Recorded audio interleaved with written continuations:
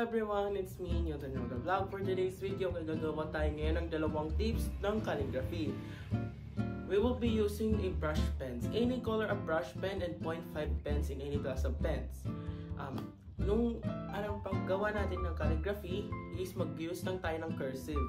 We will be using cursive lang because it's a simple way. And the second tip, it's a surprise. So, pupunta na tayo sa next part. Bye! Ito yung mga sample brush pens ko. Ayan. Ito yung mga sample brush pens ko. And the second tip, we'll be using the any kinds of highlighter color. Any highlighter, pwede siya. And 0.5 pen, any class of pen.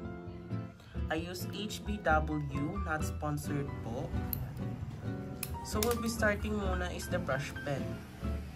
We'll be using the brush talaga, hindi tayo mag-use ng tip. So, we'll be starting na. So, ganyan lang siya. Para ka lang magka-cursive. Sorry. Ganyan.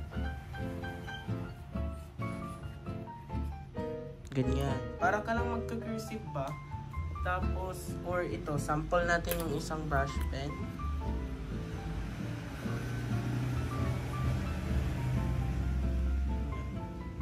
Pero mas bet ko to. Mas bet ko to kasi mas lighter siya kasi. So, we need to try the pen. Yung technique ko is ginaganyan ko yung pen. Ayan. It's easy lang. Ganyan lang, oh. Ayan. Ganyan lang yung easy calligraphy natin. Ayan lang siya. This is yung first tip natin ng calligraphy. Only simple, pero kung better ka ng cursive, mas maganda to. Kasi I'm practicing cursive pa eh. So, this is my tip. I use this for my study, especially sa mga notes ko. Yan. Punta tayo sa second part. The second part will be using the highlighter. So, any colors of highlighter po, any colors of highlighter. Ayan.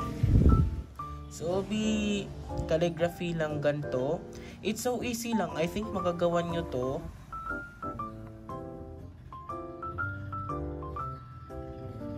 Ayan.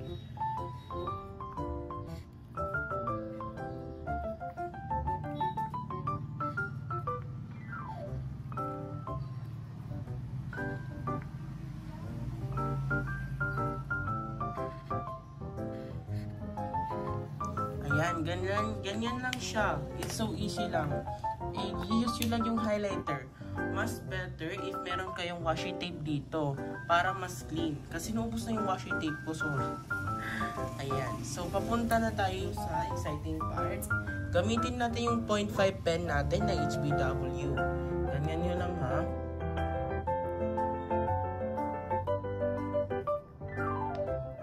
Ganyan. Ganyan lang siya. Ulit natin. Gawa tayo ng iba. Ito.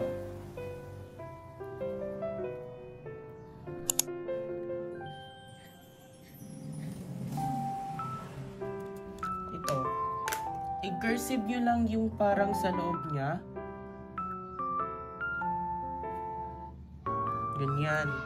I-cursive nyo lang. Ganyan lang siya. Ito yung second tip natin. Yun lang po yung second tip natin.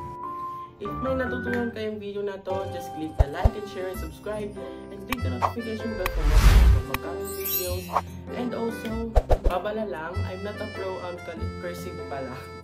So, this is my tip only para sa mga studies and also sa mga notes nyo.